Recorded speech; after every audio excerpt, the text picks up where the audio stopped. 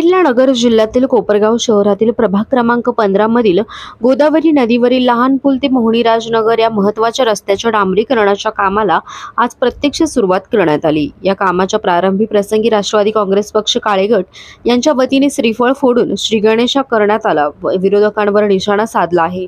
त्यावेळी बोलताना राष्ट्रवादी काँग्रेसचे शहर अध्यक्ष सुनील गंगुले यांनी सांगितले की आमदार आशुतोष दादा काळे यांच्या प्रयत्नातून 37,26,000 रुपयांच्या निधीतून या रस्त्याचे काम मंजूर झाले असून काही महिन्यांपूर्वी त्यांच्या हस्ते भूमिपूजन पार पडले होते। मात्र संबंधित ठेकेदाराकडून काम सुरू करण्यात विलंब झाला होता। आज अखेर या कामाला प्रत्यक्ष सुरुवात झाल्याने समाधान व्यक्त करण्यात आले। शहरातील अनेक प्रमुख रस्त्यांसाठी आमदार आशुतोष काळे यांनी मोठ्या प्रमाणात निधी उपलब्ध करून दिला असून विविध ठिकाणी भूमिपूजन देखील करण्यात आले। तथापि सत्ताधाऱ्यांकडून या कामाचे श्रेय घेण्याचा प्रयत्न होत असल्याचा आरोप यावेळी करण्यात आयत्या पीठावर रेघा ओढण्याचे काम सुरू आहे, अशा शब्दात गंगुले यांनी विरोधकांवर टीका केली आहे। भाविकांच्या दृष्टीने अत्यंत महत्त्वाचा असलेला हा रस्ता श्रीरामनवमीपूर्वी करावा अशी मागणीही राष्ट्रवादी काँग्रेस पक्षाच्या वतीने करण्यात आली। या प्रसंगी सुनील गंगुले, माजी नगरसेवक मंदार पहाडे, राजेंद्र वागचावरे, सचिन गवारे, नगरसेवक राहुल शिरसाट, विजय त्रिभुवन, फकीर मामू कुरेशी, राजेंद्र आभाळे, विजय नांगरे, राहुल आव्हाड, सागर लकारे, प्रशांत मोरे, राजेंद्र खैरनार, जावेदभाई शेख, पप्पू देशमुख, सोमा शिंदे, तेजस गंगुले, वैभव कानडे, मनोज नरोडे, सचिन परदेशी, विलास आव्हाड, निलेश पाखरे, नाजिमभाई शेख आदींसह राष्ट्रवादी काँग्रेसचे पदाधिकारी व कार्यकर्ते मोठ्या संख्येने उपस्थित होते। कोपरगाव एक्सप्रेस न्यूजसाठी सुनील ससाने, कोपरगाव।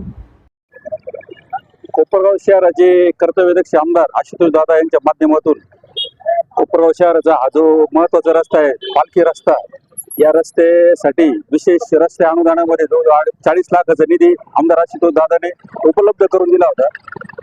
त्याचं साधारण 7-8 महिन्यापूर्वी उद्घाटन पण झालं होतं, पण संबंधित कॉन्ट्रॅक्टरने ते काम चालू नाही केलं आणि या सगळ्या गोष्टीमध्ये आता आज काम चालू होणार आहे असं आम्हाला कळलंय।